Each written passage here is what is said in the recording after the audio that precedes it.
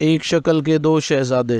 شہزادہ ارجمند اپنے کمرے کی کھڑکی سے باہر دیکھتے ہوئے اپنی بہن شہزادی انجمن کے بارے میں سوچ رہا تھا۔ چند ہفتے پہلے اس کی شادی پڑوسی ملک کے ایک شہزادے سے ہو گئی تھی۔ شادی کے بعد وہ ایک مرتبہ بھی اپنے گھر نہیں آئی تھی۔ ملکہ نے قاصدوں کے ذریعے اسے پیغام بھی بھیجا کہ وہ زیادہ دنوں کے لیے نہیں تو ایک آدھ دن کے لیے ہی ملنے کے لیے آ جائے، تو اس نے جواب میں کہلوایا کہ وہ ابھی تک شادی کی ضیافتوں میں مصروف ہے، جیسی ہی فرصت ملے گی وہ ضرور ملنے آئے گی۔ بادشاہ اس طرح کے معاملوں اور میں دخل نہیں دیتا تھا، مگر شہزادی کا جواب سن کر اس نے ہنس کر کہا، جو لڑکیاں سسرال میں خوش رہتی ہیں اپنی ماں کے گھر کم ہی آتی ہیں۔ ملکہ آپ بھی تو ایسی ہی تھی، اپنی امی حضور سے ملنے کم ہی جاتی تھی۔ میں تو یہ سوچ کر گھر نہیں جاتی تھی کہ میرے بعد آپ کا خیال کون رکھے گا۔ ملکہ نے شرما کر کہا۔ بادشاہ ہنس پڑا، بس اسی وجہ سے ہماری بیٹی بھی نہیں آ رہی، وہ بھی یہی سوچ رہی ہوگی کہ اگر یہاں آ گئی تو اس کے شوہر کی دیکھ بھال کون کرے گا۔ شہزادی انجمن شہزادہ ارجمند کی چھوٹی بہن تھی۔ دونوں بہن بھائی میں مثالی محبت تھی۔ وہ دونوں ایک دوسرے کے بغیر نہیں رہتے تھے، مگر لڑکیاں تو ہوتی ہی پرائی ہیں۔ ایک دن تو سب کو اپنے گھر جانا پڑتا ہے، اور ایک روز شہزادی کی بہن بھی بیاہ کر پردیس چلی گئی۔ بہن کی شادی ہوئی تو شہزادہ ارجمند کو کئی دنوں تک کوئی چیز بھی اچھی نہیں لگی، مگر مجبوری تھی، وہ کچھ نہیں کر سکتا تھا۔ اس وقت بھی وہ بہن کی یادوں میں کھویا ہوا تھا کہ ملکہ سے کمرے میں داخل ہوئی۔ اسے دیکھ کر شہزادہ ارجمند کھڑا ہو گیا اور ادب سے بولا، امی حضور آپ نے تکلیف کیوں کی؟ مجھے طلب کر دیا ہوتا۔ کوئی بات نہیں شہزادے، ہم اسی لیے آئے تھے کہ آپ سے کام پڑ گیا۔ آپ کے ابا حضور شہزادی انجمن کے لیے دوسرے ملکوں سے جو تحفے تحائف لے کر آئے ہیں وہ ویسے ہی رکھے ہوئے ہیں۔ ہمارا خیال ہے کہ تم اس کے پاس ایک چکر لگا لو اور اس سے مل لینا اور وہ چیزیں بھی اس کو دے دینا۔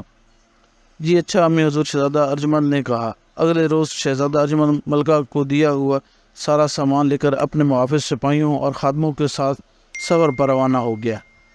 2 دنوں کے بعد وہ لوگ اپنی منزل مقصود پر پہنچ گئے۔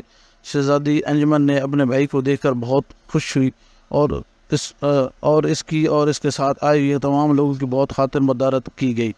شہزادے نے بہن کو بتایا کہ ملکہ اس وقت اسے ہر وقت یاد کرتی رہتی ہے۔ شہزادہ نے وعدہ کیا کہ وہ امی سے آپ کو کہتا ہے، لیکن شہزادی نے بھی وعدہ کیا کہ وہ جلد امی سے ملنے کے لیے آئے گی۔ 1-2 روز تک بہن کی مہمان نوازی کا لطف اٹھا کر شہزادہ ارجمند واپسی کی سفر پر روانہ ہوا۔ جب انہوں نے رخت سفر باندھ لیا تو شہزادی نے بھائی کے ساتھ آئی ہوئی تمام خدمتگاروں اور سپاہیوں کو بیش قیمت تحفے بھی دیے۔ وہ لوگ صبح سفر پر روانہ ہو گئے تھے۔ سپہر تک انہوں نے کافی رستہ طے کر لیا تھا۔ مسلسل سفر کی وجہ سے سب لوگوں کو بہت تھکن ہو گئی تھی اور بھوک بھی ستانے لگی تھی، اس لیے انہوں نے راستے میں ایک جنگل کے قریب پڑاؤ ڈال دیا۔ خادموں نے وہاں خیمے گاڑے اور کھانے پکانے کی تیاری شروع کر دی۔ ارادہ یہی تھا کہ رات بھی اسی جگہ بسر کی جائے گی۔ ادھر تو سب لوگ کاموں میں مصروف تھے، ادھر شہزادے ارجمند کے دل میں آئی تو ذرا آس پاس کا علاقہ تو گھوم پھر کر آئے، پتہ نہیں پھر دوبارہ آنا ہو کہ نہیں۔ وہ اپنے گھوڑے پر سوار ہو کر اور ساتھیوں سے بولا کہ وہ آس پاس ایک چکر لگا کر آ رہا ہے۔ اس کے سپاہیوں نے بھی ساتھ جانا چاہا، مگر اس نے منع کر دیا اور اکیلا ہی وہاں سے روانہ ہو گیا۔ جنگل بہت سرسبز اور گھنا تھا۔ شہزادہ ارجمند ایک بہادر لڑکا تھا، اس کو یہ خوف نہیں تھا کہ کوئی جنگلی جانور اس پر حملہ کر دے گا۔ اسے معلوم تھا کہ وہ اپنے خنجر اور تلوار سے اس کا مقابلہ کر سکتا ہے۔ ویسے تو شہزادہ اپنی سلطنت میں ہر جگہ گھوما پھرا، مگر اس جگہ پہلی مرتبہ آیا تھا۔ یہاں کی خوبصورتی دیکھ کر وہ حیران رہ گیا۔ ان نظاروں میں گم رہنے کی وجہ سے اسے پتہ ہی نہیں چلا کہ وہ کہاں اور کہاں پہنچ گیا ہے۔ اسے نے واپسی کا سوچا، مگر وہ راستہ بھول گیا تھا۔ ابھی وہ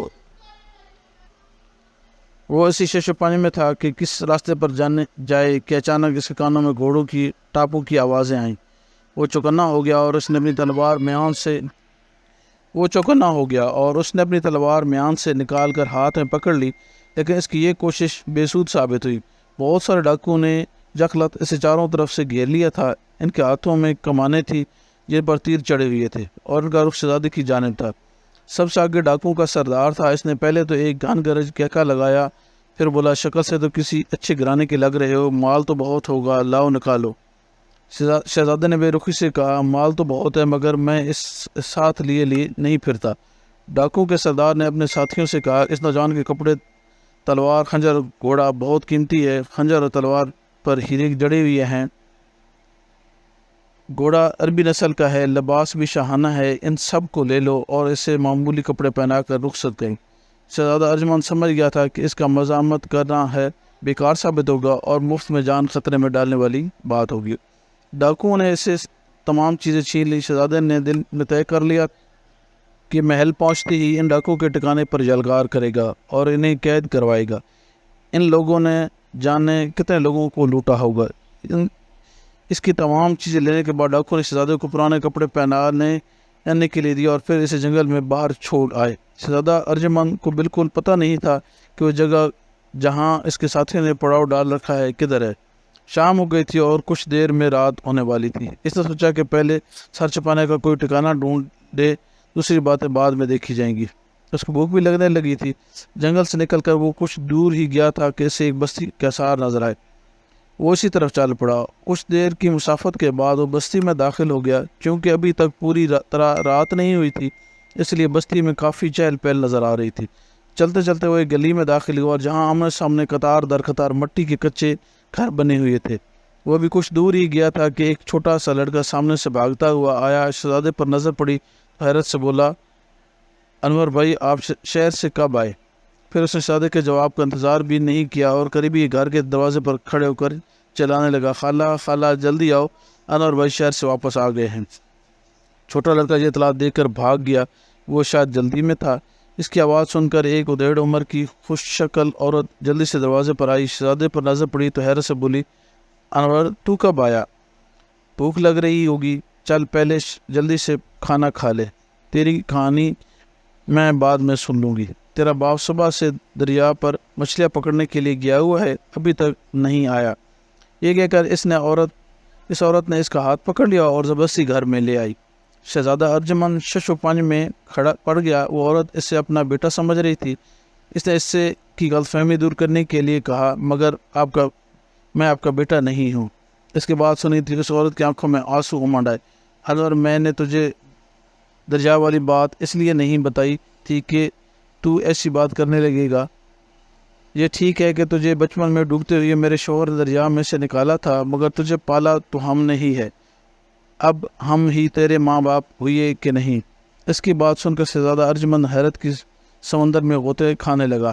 اسے ملکہ نے بتا رکھا تھا کہ اس کا ایک اور جڑواں بھائی بھی ہے تھا۔ ایک روز جب وہ بہت چھوٹے تھے تو بادشاہ کے ساتھ دریا کی سیر کو گئے۔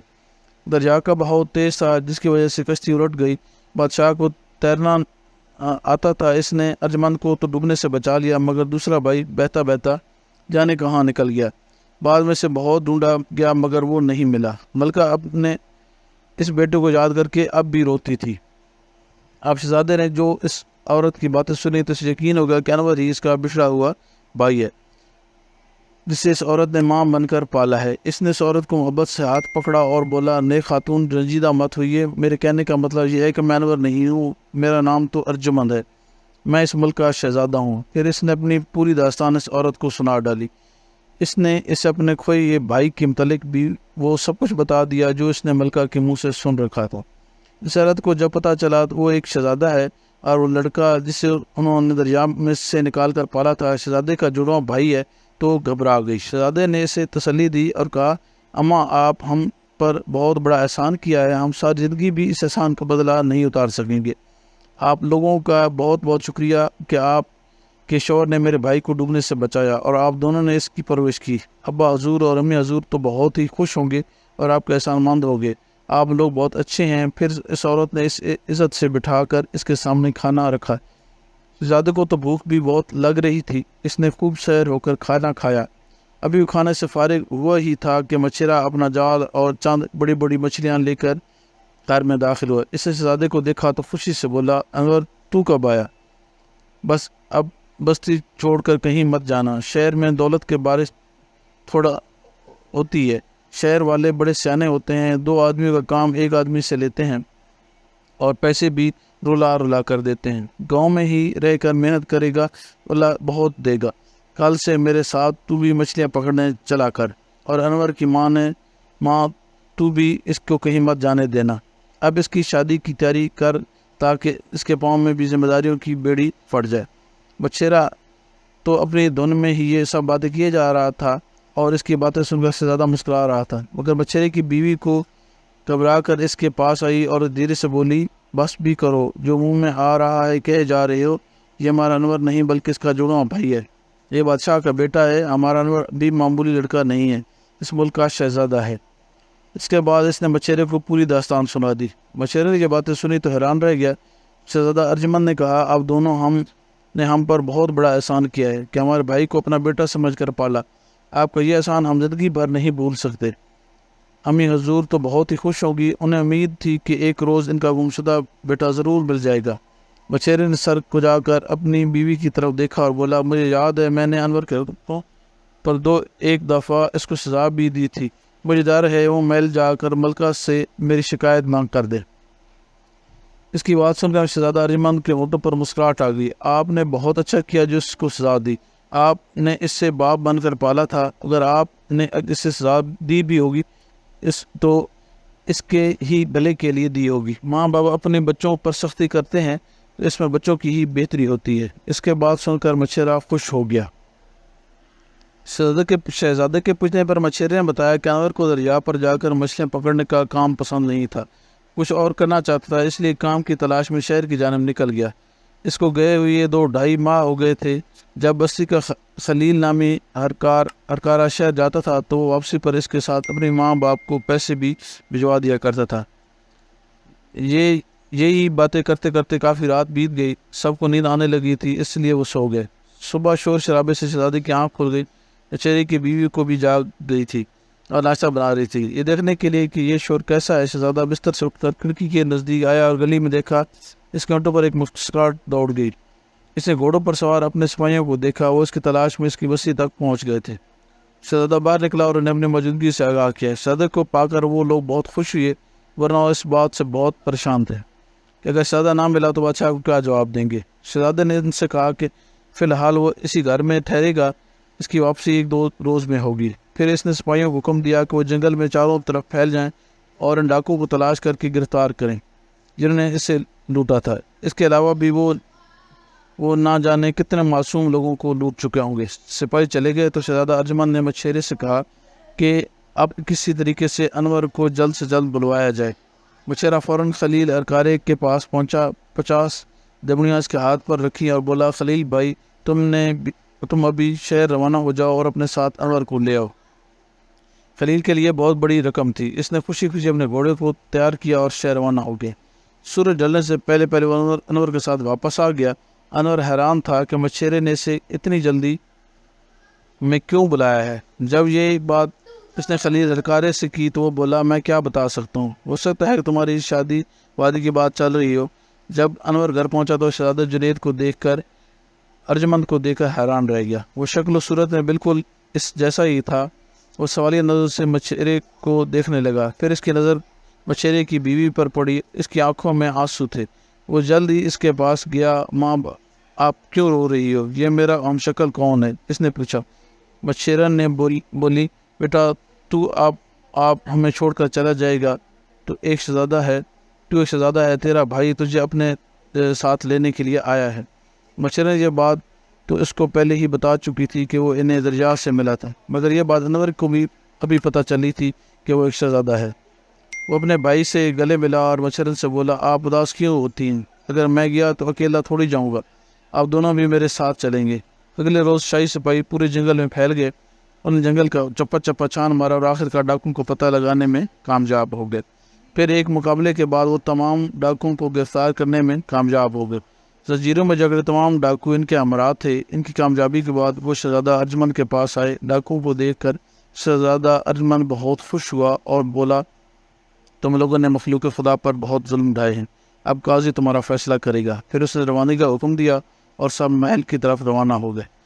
مچھیرا اور مچھیرن پین کے ساتھ تھے۔ وہ لوگ محل پہنچے تو شہزادہ ارجمند پیچھے رہ گیا تھا اور انور آگے تھا۔ اتفاق کے بعد کی بات ہے کہ کچھ دیر پہلے ان کی بہن شہزادی ارجمند بھی اپنے شوہر کے ساتھ محل پہنچی تھی۔ وہ اپنے ماں سے ملنے آئی تھی کہ جب شہزادہ ارجمند اس سے ملنے گیا تھا تو اس نے بتایا تھا کہ ملکہ اس کو بہت یاد کرتی ہے۔ اس نے جو انور کو دیکھا تو دوڑ کر اس کے سینے سے لگ گئی۔ انور گھبرا گیا۔ اس نے کہا شہزادی دور ہٹو، میں تو انور ہوں۔ شہزادہ ارجمند پیچھے آ رہا ہے۔ اس کی بات سن کر شہزادی ابھی حیران ہونے کی کوشش ہی کر رہی تھی کہ اتنے دیر میں شہزادہ ارجمند بھی وہاں پہنچ گیا۔ اسے دیکھا تو شہزادی نے حیرت سے ایک چیخ ماری۔ وہ کبھی انور کو دیکھتی اور کبھی شہزادہ ارجمند کو۔ اس کی چیخ کی آواز سن کر بادشاہ، ملکہ اور اس کا شوہر سب دوڑے آئے۔ انہوں نے جو ان دونوں کو دیکھا تو حیران رہ گئے۔ ان کی سمجھ میں کچھ نہیں آ رہا تھا۔ شہزادہ ارجمند نے ان لوگوں کو جلدی جلدی سارا قصہ سنا دیا۔ اس کی بات ختم ہوئی تو ملکہ نے آگے بڑھ کر اپنے پچھڑے ہوئے بیٹے کو گلے سے لگا لیا اور روتے ہوئی بولی، مجھے یقین تھا کہ ایک روز میرا بیٹا ضرور مجھے مل جائے گا۔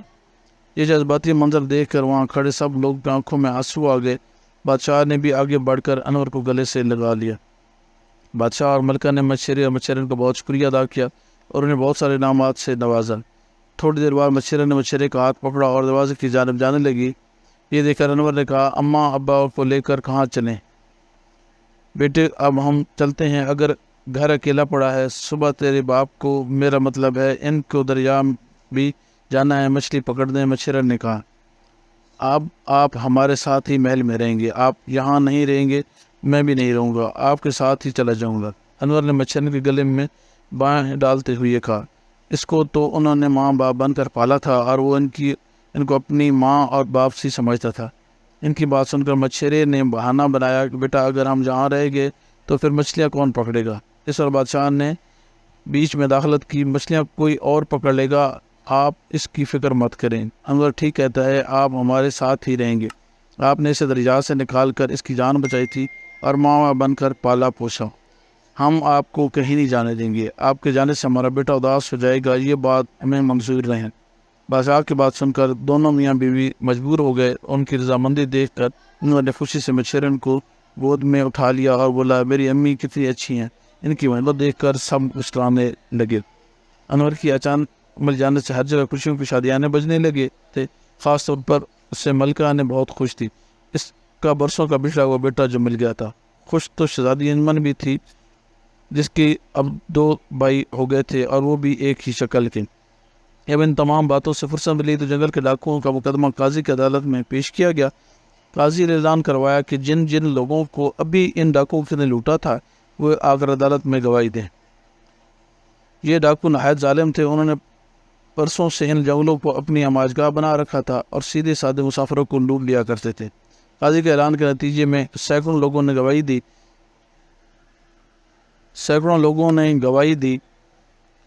گواہی دینے والوں میں شہزادہ ارجمند بھی شامل تھا۔ قاضی نے تمام ڈاکو قید کی سزا سنا دی۔ ان کے قبضے سے جو لوٹا ہوا مال تھا وہ ان کے مالکوں کو واپس کر دیا گیا۔ شہزادہ ارجمند کو بھی اس کا خنجر، تلوار، پوشاک اور گھوڑا واپس مل گیا۔